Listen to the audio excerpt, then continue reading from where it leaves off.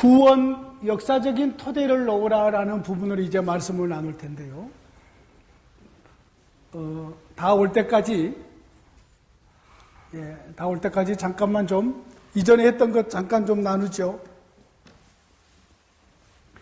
성경을 전체적으로 관통하고 있는 것 중에 하나가 시내산에서 하나님이 주시는 시내산 도식, 성막에 대한 도식이에요.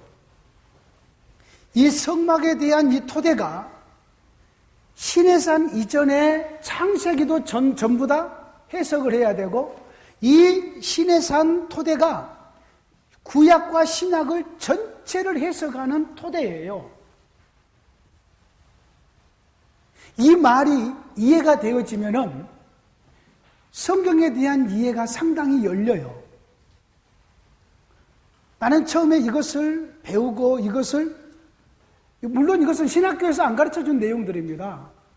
솔직히 신학교에서 얼마나 가르쳐주나요? 서론 조금 하다가 다 끝내버리죠? 그잖아요. 솔직히 그렇잖아요. 데이비드 안 그래? 맞지? 네. 데이비드 세상에 총신에서 과에서 1등을 하고 그랬대. 1등을.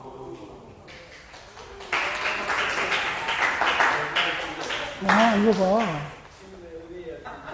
봐. 이렇게 얘기한다니까? 어제 밥 먹으면 깜짝 놀랐어. 그래서 우리 교회 오후 예배 한번 간증 세우려고 생각하고 있어요. 잠깐 동안 나누는 대화 속에서 내가 엄청난 도전을 받아요. 내가 받는 도전은 지금 몇 살? 34. 34 치고 유학생들이 외국에 와가지고 쉽게 공부하려고 하지 어려운 길을 택하려고 하지 않습니다. 자기도 알아요. 이란에서 오는 많은 학생들이 어떤 길을 가고 있는지를 아는데 자기는 그 길을 가면은 하나님이 기뻐하지 않고 자기가 안 만들어진다는 것을 알기 때문에 일부러 고생스러운 길을 택해서 어제 무슨 얘기까지 알아요? 저는 청국장 좋아하고요. 개고기도 잘 먹습니다. 네?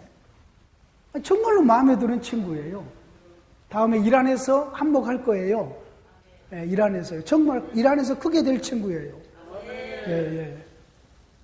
모든 것이 주님의 은혜였습니다. 주님의 은혜입니다. 주님이 도우셔서 그렇게 됐습니다라고 고백을 하는 것이. 이슬람권에서 자라면서 코란을 암송하면서 자라는 친구를 하나님께서 이렇게 준비해 가신다는 것은 앞으로 이 아들을 통해서 하나님이 이란에서 큰 일을 이루겠다는 그런 것들이 보여요. 정말 보여요. 기대가 됩니다. 우리는 성경을 깊이 보는 사람들이어야 하잖아요. 우리는 목회자들이기 때문에. 그리고 성경을 전체적으로 한눈에 볼 수 있어야 되죠. 꿰뚫어야 되잖아요. 그 성경을 전체적으로 볼 수 있고 꿰뚫을 수 있는 것이 하나님이 시내산에서 보여주신 율법과 성막의 제도예요. 이 제도가 구약과 신약의 전체적인 토대예요. 모세의 언어가, 모세의 제도가 구약과 신약을 해석하는 열쇠예요, 열쇠. 하나님의 계시가 기록이 되고 성막으로 하늘의 성소의 모양으로 이 땅에 만들도록 보여주시는 이것이 계시의 처음에 드러나는 것이기 때문에 처음 드러난 그 모양이 하나님의 그 백성과 교제하시겠다는 그 하나님의 뜻이 그 안에 전부 담겨 있어서 여기서 이렇게 보여주시는 이것이 아들 안에서 어떻게 하늘의 성소로 완성이 되는가가 성경의 전체적인 이야기란 말이지요. 이 관점을 가지고 좀 더 연구하시고 공부를 하시고 또 다음에 기회가 되면은 이 관점만 가지고도 일주일 동안 함께 이렇게 세미나를 나눌 수 있는 내용이에요. 좀 더 세밀하게 들어가면요. 그러면은 성경이 더 환히 보여요. 성경이. 전부 다 성전 제도예요. 성전 제도. 아니, 우리가 예수 그리스도를 믿고 완성된 하나님의 모든 구원의 역사에 완성된 모습이 우리가 하나님의 성전됨이잖아요. 예수 그리스도께서 십자가 지심과 부활하심과 그리고 하늘 성소에 들어가시고 우리를 성령 보내주시면서 우리와 동행하심이 전부 성전에 대한 그림이에요. 아니, 성경의 전체적인 주제가 하나님의 나라인데 성경의 전체적인 줄거리는 하나님이 어떻게 자기 백성을 사랑하시고 기뻐하시며 영원히 함께 동행하시는가의 이야기라니까요. 이거 성경의 전체적인 이야기예요. 우리나라의 많은 우리 젊은 남자들이 이런 의식들을 가지고 있는 경우들이 있습니다. 내가 젊었을 때는 열심히 돈 벌고 직장생활 열심히 할 테니까 당신은 나 도와주고 다음에 돈 많이 벌어서 어느 정도 노후 대체하고 나서 그때 우리 알콩달콩 여행하면서 잘 살아보자. 이런 의식이 기독교 속에도 들어와 있어요. 지금은 이 땅에서 고생하고 막 절제하고 고생하고 하다가 천국 가서 우리 안목 보자. 성경의 이야기는 그런 얘기가 아니에요. 어떻게 옛 시대에 땅에 있는 성도, 죽음의 질서 아래에 있는 성도, 그런 교제, 휘장 밖에서 이루어지는 교제, 그리고 거리가 있는 교제, 사람의 중보자가 나가는 교제, 피 흘림의 교제, 이런 교제 속에서 하나님과 교제했던 그 교제가 어떻게 아들 안에서 하늘에 속한 교제, 아버지의 품속에 있는 교제, 영원히 함께 교제하는 교제, 이런 영광스러운 하나님과의 임마누엘의 교제가 이루어졌는가? 그 모든 도식이 신의 산 도식이라니까요. 계시가 처음 말씀 계시로, 그리고 이런 성막의 하나님의 교제의 그런 어떤 집으로 처음에 하나님께서 보여주시는 이것이 이전 창세기도 해석하고 이후의 모든 성경도 해석하는 토대라 그 말이에요. 토대.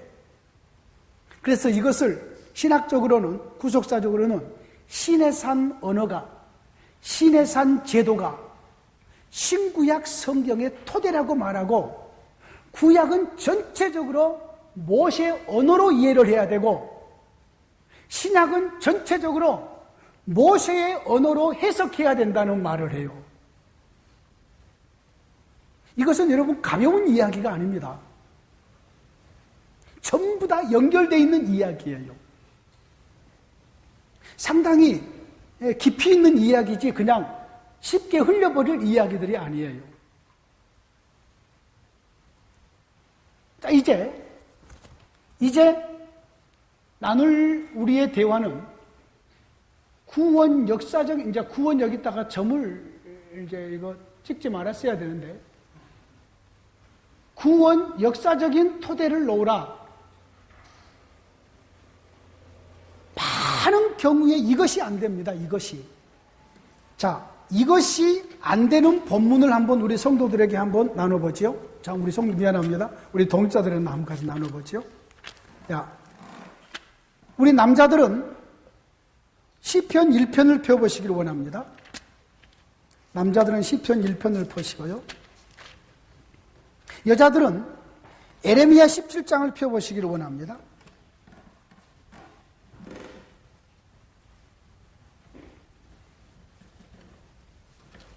자, 남자들은 시편 1편을 펴시고요. 제가 한 가지 예를 드리고 나서 이 말씀을 나눠야지 더 이해가 빠를 것 같아서 제가 지금 이렇게 시도하는 겁니다. 자, 시편 1편 2절 3절 한번 읽어주세요. 누가? 오직 여호와 율법을 즐거워하여 그의 율법을 귀하로 묵상하는도다. 그는 시냇가에 심은 나무가 철을 따라 열매를 맺으며 그 잎사귀가 마리장과 같으니 그가 하는 모든 일이 다 형통하리로다. 예. 자, 우리 여자들 중에 예레미야 17장 7절 8절 한번 읽어주십시오.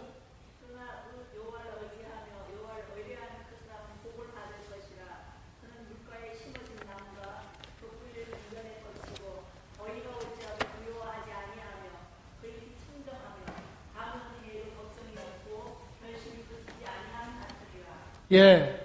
자, 둘 다 시냇가에 심은 나무가 잎이 청청하고 왜? 시냇가에 심겨졌으니까 물이 풍성하잖아요. 가뭄이 와도 문제가 전혀 없어요. 잎이 청청하고 과실이 풍성하게 맺힌다는 둘 다 똑같은 내용이죠. 그죠? 자, 그러면은, 예? 둘 다 똑같은 내용이잖아요. 자, 에레미야 17장 가지고 설교를 하나, 시편 1편 가지고 설교를 하나, 설교의 내용이 똑같이 나올 수밖에 없을 거예요. 일반적으로. 그래요, 안 그래요? 시편 1편을 가지고 설교해도 여호와께 순종하는 자, 율법을 지키는 자, 그런 자들에게는 시냇가에 심은 나무처럼 잎이 무성하고 사시사철 열매가 풍성히 맺는다 그러잖아요. 에레미야 17장에서도 여호와께 순종하는 자, 여호와를 의뢰하는 자, 시냇가에 심은 나무가 시절을 쫓아 과실을 맺음처럼 풍성하게 된다고 그러잖아요. 자, 예레미야 17장 7절 8절을 가지고 설교를 하나, 시편 1편 3절 4절을 가지고 설교하나, 구원 역사적인 토대가 없으면은 똑같은 설교가 나올 수밖에 없어요. 아닌가요? 우리 한번 솔직히 말해보자. 그래요, 안 그래요? 똑같은 설교가 나올 수밖에 없어요.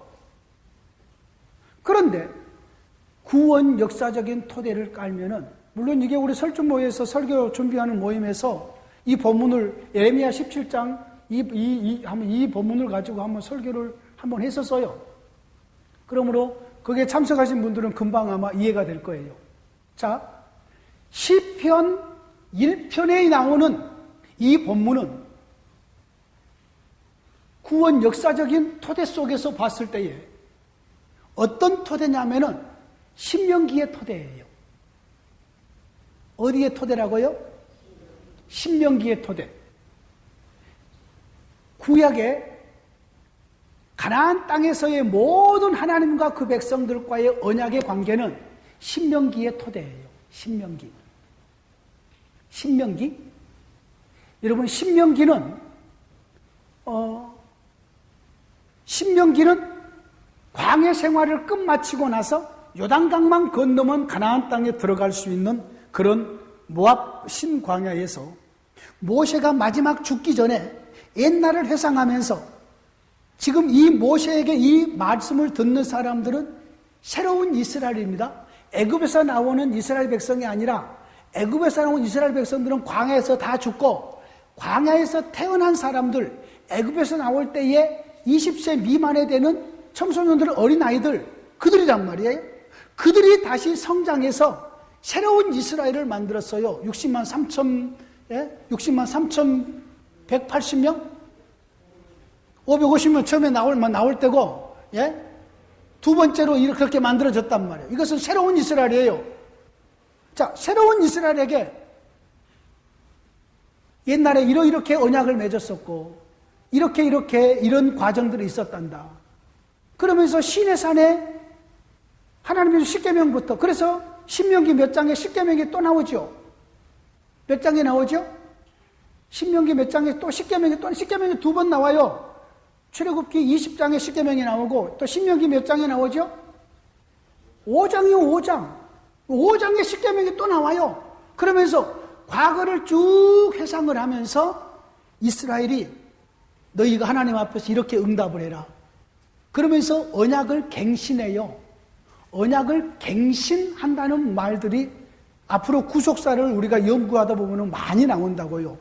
언약을 갱신한다는 말은 옛 것을 다시 한번 확인시켜 주면서 더 조금 새로운 것을 덧붙이면서 새롭게 강화해 간다는 말이에요. 그래서 이제 애굽에서 나온 이 무리들이 이제는 광야가 끝났다면 이제 요단강 건너면 들어가요. 너희들이 들어갈 땅 가나안 땅에서 여호와 하나님이 너희들을 이끌어 들어가시고 너희들에게 적과 끄는 땅 복을 주실 것이다. 그곳에서 하나님만 의지하고 하나님만 섬기고 하나님만 예배하고 그러면서 너희들이 살면 복을 받을 것이라. 그 배경이에요. 그래서 그 배경이 여호수아, 사사기, 룻기, 사무엘 상하, 열왕기 상하, 이 배경은 전부 다 신명기의 배경이에요. 그래서 신명기에 갱신된 언약에 따라서 그 백성들이 여호와 하나님을 사랑하고 순종하면 하나님께서 나가도 보고 들어도 보고 천하 모든 민족에 뛰어난 민족이 되게 하고 떡반죽 그릇이 복을 받고 우양의 새끼가 복을 받고 나가도 모든 것을 복을 주겠다고 약속한 대로 이스라엘 백성들에게 채워줘요. 그런데 신명기 언약에 만약에 여호와를 버리고 언약을 버리면 그들은 하나님께서 하늘은 노탄을 땅은 철이 되게 해서 가뭄을 주고 모든 것에서 하나님께서 적들을 불러와서 너희를 괴롭히고 하면서 모든 저주를 내린다고요. 자, 그런 배경 속에서 하나님께서 자기 백성들에게 다윗을 통해서 지혜를 주십니다. 시편의 지혜가 두 개라고 그랬죠. 하나는 율법의 순종함이 지혜다. 두 번째는 하나님이 세운 통치자에게 순종함이 지혜다. 시편의 지혜는 두 개예요. 1편과 2편에 그것이 서론적으로 딱 시작하고 출발을 해요. 1편, 여호와의 율법을 주야로 묵상하고 이 율법을 지키며 순종하는 사람들이 시냇가에 심은 나무처럼 형통할 것이다. 그러나 율법을 버리는 게 악인이에요. 악인은 그렇지 않으며 바람에 나는 겨와 같아. 심판을 견디지 못한다. 예? 의인의 회정에 들어오지 못한다 하면서 율법을 지키는 것이 지혜임을 드러내요. 그러므로 시편 1편에 나오는 지혜는 그 배경이 신명기의 배경이어서 율법을 지키도록 권하는 배경이에요. 율법을 지키면 너희들이 이러이러한 복을 받을 것이다 라는 배경이란 말이에요. 근데 예레미야의 배경은 어떻게 말하면 그 반대적인 상황이에요. 신명기의 율법을 지키지 못해서 하나님께서 예루살렘에 있는 하나님의 백성들을 바벨론으로 옮기시겠다고 약속을 해요. 선언을 해요. 선언. 약속이라고 선언. 옮기겠다 바벨론으로 옮겨서 거기서 70년 동안 너희가 머무르게 될 것이다. 이와 같은 하나님의 계획을 지금 이제 심판이죠. 예? 이미 신명기의 언약을 지키지 않아가지고 심판을 지금 내렸단 말이에요. 도가 지나쳤어요. 율법을 버렸어요. 그래서 이제는 언약을 버렸어요. 하나님을 버렸어요. 그래서 이제 하나님께서 예레미야를 통해서 이제는 이방 땅으로 70년 동안 포로 생활로 보냈다가 데려오겠다 라고 하나님께서 예레미야에게 얘기를 해서 예레미야가 이 얘기를 남유다 백성들에게 선포를 했어요. 왕에게 가서 선포하고 관원들에게 선포하고 그 백성들에게 선포를 했어요. 그랬더니 나라가 발칵 뒤집어졌어요. 우리가 지금까지 한 번도 애굽에서 나온 이후로 다른 나라의 포로가 된 적이 없거늘 너 매국노다 매국노. 우리는 돈을 많이 들여서 애굽에 가서 군대 사올 거다. 애굽과 화친을 해가지고 애굽의 그 센 군대 철병거 그들 군대를 가지고 와서 바벨론이 쳐들어온다면 우리가 바벨론과 싸워서 우리나라를 지킬 것이다. 뭐냐? 지금 예레미야가 하나님의 말씀에 바벨론에 항복하고 바벨론으로 포로로 가는 것이 하나님의 뜻입니다. 바벨론 쪽에서 이 소리를 들었어요? 못 들었어요? 들었어요. 유대 땅에 남유대 땅에 예루살렘에 예레미야라는 선지자가 있는데 우리 편이야. 우리 편. 우리에게 항복하고 전부 우리 땅으로 포로로 가게 한다고 그러니 예레미야는 우리 편이라서 은밀하게 편지를 보내요. 예레미야 당신은 우리 쪽으로 오면은 우리가 후히 대접하고 당신에게 좋은 자리도 주고 평생 먹고 살게 해주겠소. 우리 때로 이렇게 오시오. 예레미야가 그걸 거절합니다. 그리고 나서 백성 그 왕은 또 다른 선지자들은 거짓 선지자들은 예레미야를 괴롭히고 예레미야를 막 가두고 막 예레미야가 말할 수 없이 고통 속에 있죠. 이때에 주신 말씀이에요. 그러면 이때에 여호와를 의뢰하는 것이 뭐냐면은 율법을 지키는 것이 아니에요. 에레미야의 말을 듣고 에레미야가 하나님의 말씀을 하는 것처럼 하나님을 의지하고 바벨론으로 내려가는 것을 말하는 것이에요. 이때에 형통하는 것은. 이해가 되신가요? 여러분, 이거 서로 비교될 수 있어야지만이 다음 강의가 진행될 수 있어요. 에레미야 때에 여호와를 의뢰하는 것은 하나님의 말씀대로 바벨론으로 빨리 내려가는 것이 여호와를 의뢰하는 거라니까요. 그러니까 지금 예루살렘에 자유롭게 있는 이 백성이 여호와를 의뢰한다는 말은 빨리 집 싸들고 바벨론으로 들어가서 바벨론에서 70일 동안 거기서 있다가 하나님께서 우리를 다시 회복시킬 때 나오는 것이 여호와를 의뢰하는 것이었어요. 에레미야 지금 17장의 내용은 그것이라 그 말이에요. 시편 1편하고 완전히 배경이 다르죠.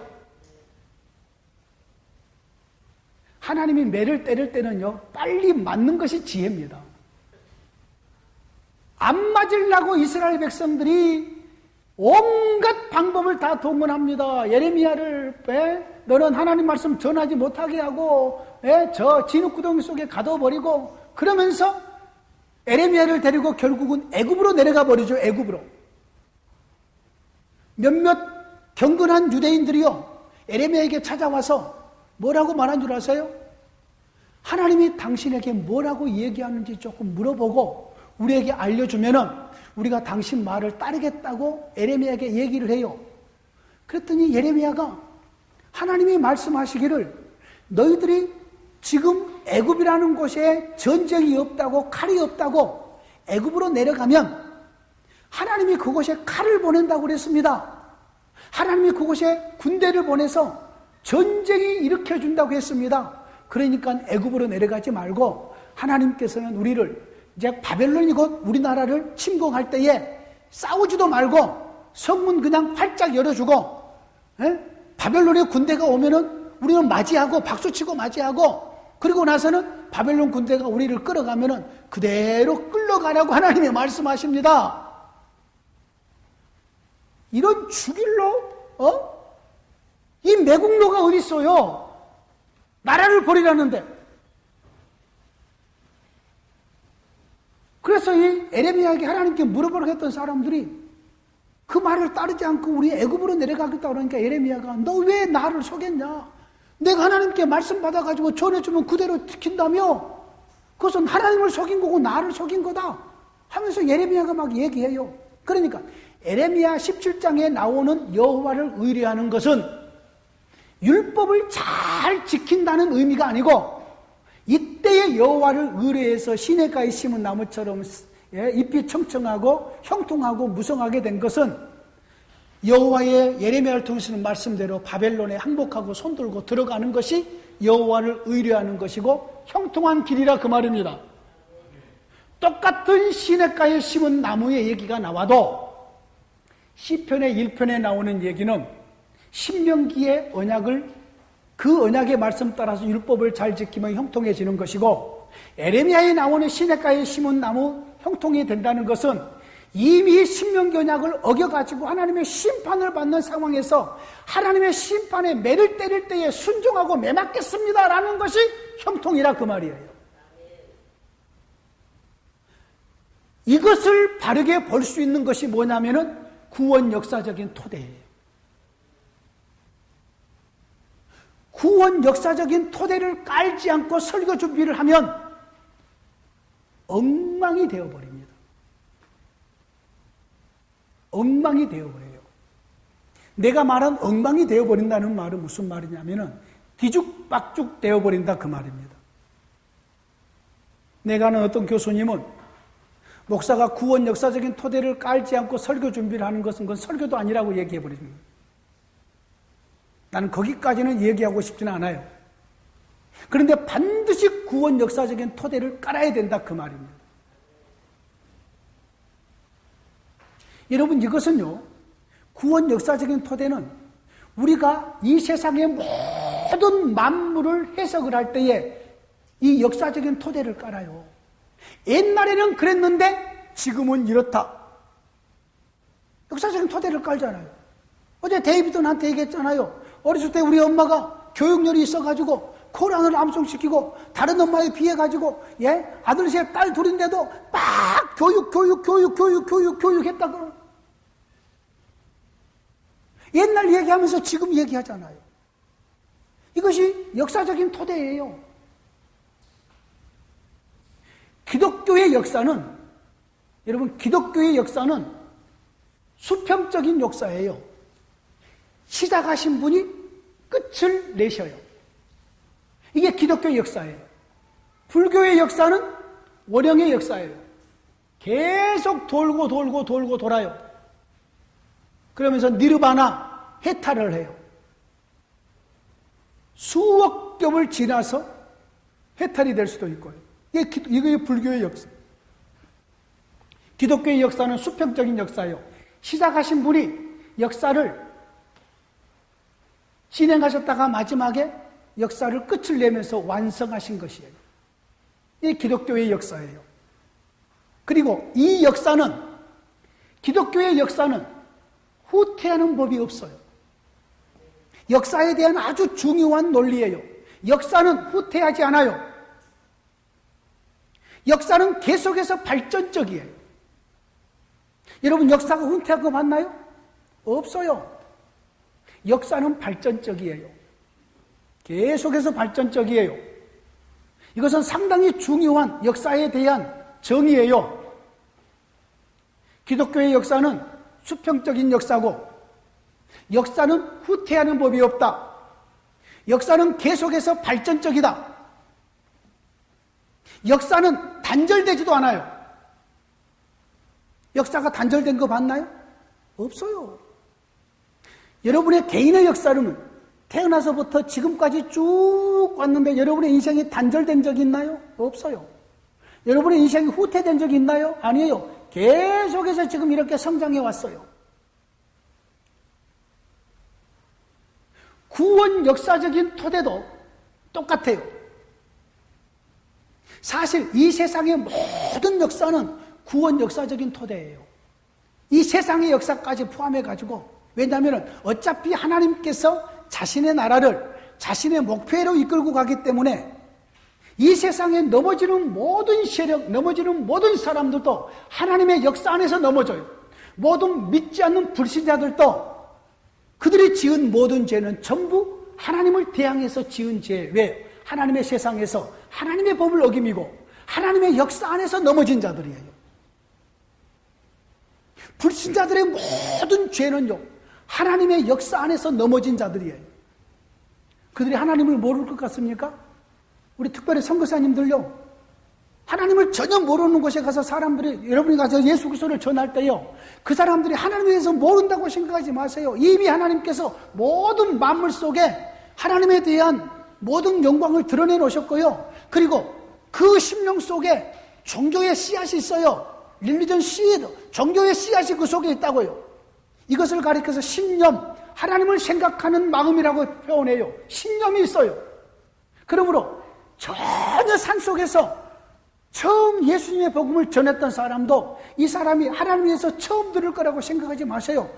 준비되지 않았을 거라고 생각하지 마세요. 그냥 담대하게 예수님을 전하시면은 주께서 예비된 자기 백성들을 전부 다 주의 백성으로 불러들이셔요. 생뚱맞은 사람이 없다고요. 아무리 악한 사람이라도 하나님께서 사람을 창조할 때 그렇게 만들어 놓으셨어요. 그러니까 이 세상의 모든 역사는 기독교 안의 역사든 성경 속의 역사든 일반 역사든 이 모든 역사는 전부 하나님께서 바라보실 때의 구원 역사예요. 그런데 우리는 성경을 가지고 있잖아요. 성경을 가지고 있기 때문에 이 성경의 창세기부터 요한계시록까지를, 이것은 구원 역사적인 토대를 일단 깔아야 돼요. 항상 우리의 생각 속에 성경을 딱 펼칠 때에 이 본문은 구원 역사적인 토대 속에서 어디쯤인가를 일단 알아야 된다, 그 말이지. 우리가 팔복에 대한 성경 해석을 했죠. 첫날. 팔복. 팔복이 구원 역사적인 토대를 깔지 않고 그냥 글자 그대로 문자풀이를 해버린 것이 우리나라의 설교들이라고 그랬죠. 마음을 가난하게 하는